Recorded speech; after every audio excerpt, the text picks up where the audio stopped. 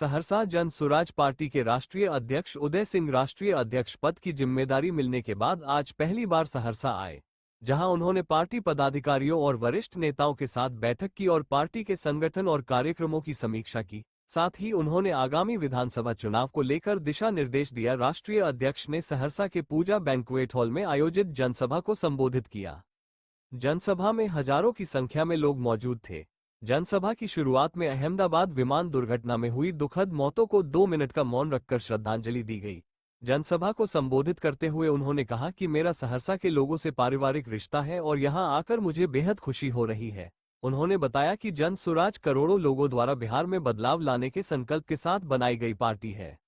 बिहार में बदहाल शिक्षा और स्वास्थ्य व्यवस्था, भ्रष्टाचार, पलायन, गरीबी, बेरोजगारी आदि कई समस्याएं हैं और इससे सभी वाकिफ हैं, लेकिन बिहार की प्रमुख राजनीतिक दलों के पास इन समस्याओं का कोई ठोस समाधान नहीं है। देखिए पूरी खबर। क्या कुछ कहे राष्ट्रीय अध्यक्ष जी। सहरसा से हेमंत चौधरी की खबर।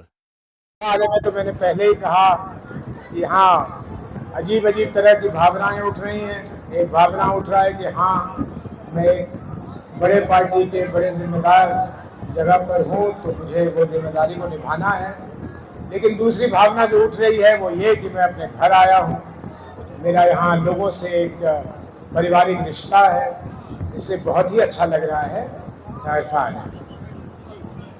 चुनावी समय है, इस साल चुनाव होना है, सारी पार्टियां लोगों के पास जा रही है और अपना मैनिफेस्टो बता रही है, जनस्वराज भी पहुंच रही है, लेकिन लोगों में कहीं ना कहीं ये बात चल रही है कि सभी पार्टियां जिस तरह से लोगों को प्रलोभन दे रही है, जनस्वराज भी प्रलोभन दे रही है। इस पर क्या कहना? मैंने आप यहीं बैठे थे, आपने सुना कि मैंने अपने लोगों को क्या कहा है। मैं तो पहले इस बात से चिंतित हूँ कि ठगे हुए लोग जो आज 35 वर्षों से ठगे जा रहे हैं, उनको कोई खास वजह हमें देनी होगी कि वो जन सुराज पे यकीन करें। और वो मैंने लोगों को बताया है, ये सार्वजनिक जगह थी और भी अपने बैठकों में उनसे बात करेंगे कि हम जो भी चीज़ अपने जनता को कह रहे हैं कि जन सुराज ये करेगी, वो मोटे तौर पे उनको बताया जाए कि वो जन सुराज कैसे करेगी। और मेरा ये विश्वास है अनुभव के आधार पे कि अगर जनता को आप अच्छी नीयत से ठीक तरह से कोई बात समझा दीजिए तो उसको समझ में आ जाती है। राजनीति का सफर आपका सब लंबा रहा है, आपने जनस्वराज पार्टी में राष्ट्रीय अध्यक्ष पदों काबिज है, अभी क्या अंतर लग रहा है और पार्टियों में जनस्वराज? भाई, अन्य पार्टियों में मैं जाया करता था, किसी और की पार्टी होती थी, बना बनाया ढांचा होता था, उस ढांचे में अपने आप को कहीं ना कहीं फिट करना पड़ता था। जन सुराज जन्म से हम लोगों ने इसकी कल्पना की, इसको बढ़ाया, प्रशांत किशोर जी को देखा कि किस अद्भुत तरीके से एक अकेला व्यक्ति 2.5 साल अपनी हड्डी गलाकर बिहार के 5000 से ज्यादा गांवों में पैदल घूमकर लोगों में जो उसने विश्वास पैदा किया, तो ये अनुभूति और अन्य दलों की अनुभूति में कोई तुलना ही नहीं है। महागठबंधन के द्वारा जो मां बहन योजना लाया गया है और बताया जा रहा है चुनाव जीतने के बाद 2500 रुपया दिया जाएगा, इसको कैसे देखते हैं? पहली बात तो मैं उनसे हाथ जोड़कर बड़े विनम्रता से कहूँगा कि अच्छी बात नहीं है, लेकिन गांव भर में ये 2 शब्दों को एक साथ जोड़कर लोग दूसरे तरीके से इस्तेमाल करते हैं। तो माँ बहन योजना के बदले अगर इसके नाम को वो बदल लें तो ज़्यादा अच्छा होगा।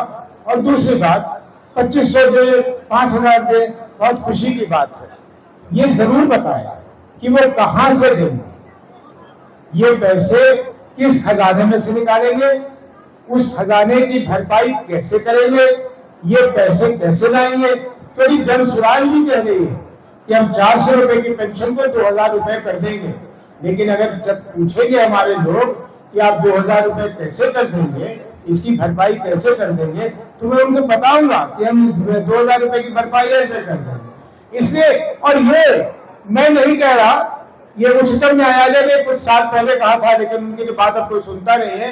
उन्होंने कहा था कि राजनीतिक दलों को वादा करने से पहले जनता को ये भी बताना चाहिए कि ये वादा वो पूरा कैसे करेंगे। अब मान लीजिए मैं कह दूं कि आपको मैं 2000 रुपए दे दूंगा और उसके बाद कह दूं कि 50 वर्ष से उम्र के जितने ज्यादा लोग हैं उन पे आज से टैक्स मैंने 50% बढ़ा दिया, क्या ये न्याय होगा? ये अन्याय होगा।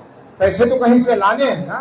तो अगर मैं 2000 रुपए बांटूंगा 400 के बदले 1600 रुपए ज्यादा दूंगा तो उसकी भरपाई मुझे कहीं से करनी होगी। इसी तरह तेजस्वी यादव जी कह रहे हैं कि इस योजना या उस योजना के तहत वो 2500 रुपए देंगे, तो बिहार के सामने रखें कि इसका पूरा व्यय कितना है और इस व्यय को वो कहां से लाएंगे। अगला प्रश्न, कोसी के पिछड़ेपन को लेकर जनसुराज क्या कदम उठाएगी? कोसी पिछड़ा तो है, बिहारी पिछड़ा है और उसमें कोसी कुछ ज्यादा पिछड़ा है। आपको जान के शायद हैरानी हो, जो पहला कोसी नदी को बांधने का काम हुआ था वो सारा काम को मेरे स्वर्गीय पिताजी श्री टीपी सिंह जी ने किया था और वो मात्र 20 वर्ष के लिए वो डैम बनाया गया था, लेकिन वो 80-90 वर्ष तक वो डैम चल रहा है क्योंकि उस जमाने का काम ऐसे होता था। इसलिए कोसी के क्षेत्र के बारे में मुझे विशेष रूप से मालूम है और कुछ व्यक्तिगत लगाव भी रहा है। यहाँ जब तक कोई वैकल्पिक व्यवस्था नेपाल के साथ बात कर हम लोग नहीं करते हैं, नंबर 1, लेकिन नेपाल पे ही आश्रित नहीं होना है। जो पानी हमारे पास आ जाता है उस पानी को नियंत्रण से कैसे उसको कहां भेजना है, जब तक इसकी एक महत्वाकांक्षी योजना जमीन पे नहीं उतारी जाती तब तक ये समस्या मेरे बोलने से या किसी के बोलने से नहीं पूरा होगा। कोसी में मकई, मखाना, मछली का उत्पादन अधिक होता है, लेकिन किसानों को इसका वाजिब मूल्य नहीं मिल पाता है। इसके लिए जनसुराज क्या कदम उठाएगी? आपने अच्छी बात की है। वाजिब मूल्य का परिभाषा हम लोगों को बदलना होगा। एक तो सबसे पहली बात समस्या है कि हमारे किसानों को मजदूर नहीं मिल रहा है। मजदूर नहीं मिलने के बहुत कारण है, तो उसमें पलायन भी एक कारण है, लेकिन वही एक कारण है ऐसा नहीं है। और दूसरा, पूरे विश्व में जो हुआ है, जिसको वो ऊंट के मुंह में जीरा के फोरन की तौर पे बिहार में भी कोशिश की है सरकार ने कि मशीनों का यंत्रों का इस्तेमाल हो। यंत्रों के इस्तेमाल से किसी भी खेती में लेबर का जो खर्च है वो 50 से 70% कम हो जाता है। जनसुराज की सरकार आएगी तो 2 काम करेगी। मैंने कहा ना कि जनसुराज की योजनाएं अनेक हैं, हमने बताए वो हैं जो आपको सरल रूप से समझ आए। पहले हमने कहा है कि नगदी खेती के लिए हम मनरेगा से इसको लिंक करके मनरेगा के मजदूर के माध्यम से हम इस खेती को करवाएंगे। लेकिन जो नहीं कहा है और आप पूछ रहे हैं तो कह देता हूं, हम बड़े पैमाने पर सरकार के द्वारा संचालित कृषि उद्योग में आधुनिक यंत्रों का कैसे उपयोग बढ़े। अभी आपको मालूम है आपके बिहार में मात्र 10% किसान ट्रैक्टरों का इस्तेमाल करते हैं।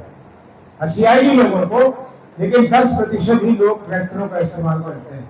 यंत्रों को बढ़ाना है। आपको मालूम है कि आलू लगाने की मशीन है, आलू कबाड़ने की मशीन है। आपको मालूम है कि मकई लगाने का मशीन है, मकई निकाल देने का और मकई का दाना निकाल देने की मशीन है। लेबर नहीं लगता, लेबर कम लगता है। ऐसे में हमारे किसानों का आय बढ़ेगा। इसलिए आदरणीय नरेंद्र मोदी जी जो, अब तो मैं कह सकता हूँ, पहले कहता था कह के गए हैं, अब तो कह सकता हूँ कि हाँक के गए थे कि मैं किसानों का आय दूना कर दूंगा, तो शायद वो ये सब भूल गए कि ये सब करेंगे तो किसानों का आय दूना नहीं तिगुना भी हो सकता है। उनको पता है, नियत नहीं है। मैंने कहा ना कि इस्लाम में कहते हैं कि नियत से मुराद, नियत सबसे बड़ी चीज है। अगर नियत खराब हो कुछ नहीं हो सकता है। तो हमारे सरकार में बैठे लोगों की नियत खराब हो चुकी है। अगला प्रश्न। आखिरी सवाल है सर, तेजस्वी यादव की यात्रा पे निकले, इसको कैसे देखते हैं? सब सड़कें बनी हुई हैं, उनके पास भी गाड़ी मोटर है, उनका स्वागत है। कहीं अगर स्वागत में कमी हो रही होगी तो जन सुराजियों को कहें, हम उनका स्वागत कर देंगे। हम तो चाहते हैं कि सभी लोग घूमें, सभी लोग अपनी बात बताएं और जन सुराजी लोग जो हैं वो उनके वादा का खोखलापन निकालकर उनके चेहरे के सामने रख दे कि आप जो बोल रहे हैं वो खोखले वादा है। और कोई बात? बिहार में जनसुराज सभी सीटों पर लड़ेगी या किसी के साथ गठबंधन बनाएगी? गठबंधन को मैं ठगबंधन कहता हूँ। ये ठगने का तरीका है। अब देख लीजिए, आपके चेहरे पे मुस्कुराहट आ गई क्योंकि आप एक नागरिक भी हैं। अब 5 महीने रहे होंगे चुनाव को, अभी बिहार के लोगों को सुनना चाहिए था कि अमुक पार्टी अपने इन 5 जो बिहार की बड़ी समस्याएं हैं उन पर क्या करने वाली है। लेकिन वो क्या सुन रहे हैं आप? चिराग जी इतनी सीटों पे लड़ेंगे, वो इतनी सीटों को लेकर नाखुश हो गया, वो तो 17 सीटें ले गया, वो 7 सीटें ले गया। भैया खड्डे में गिरो आप लोग, हमने क्या लेना, बिहार के लोगों ने क्या लेना? आप कितनी सीटों पे लड़ते हो, कौन कहां से लड़ता है, बिहार के लिए क्या करोगे वो बता नहीं रहे। तो इसलिए ये गठबंधन नहीं, ठगबंधन है। आपका प्रश्न था कि जनसुराज किसी के साथ करेगी नहीं। जनसुराज न चुनाव के पहले न चुनाव के बाद कोई गठबंधन करने के मूड में नहीं है। बिहार के युवा जनसुराज से क्या उम्मीद रखते हैं? बिहार के युवाओं को उम्मीद रखनी चाहिए, क्योंकि हमारे बुजुर्ग हमसे उम्मीद रखेंगे, उनकी कुछ उम्मीदों को तो हम पूरा करेंगे, लेकिन उनकी उम्र ढल चुकी है। युवा तो अभी इस देश को संभालने के लिए आगे बढ़ने वाले लोग हैं। सबसे ज्यादा उम्मीद तो हमसे युवाओं को रखनी चाहिए।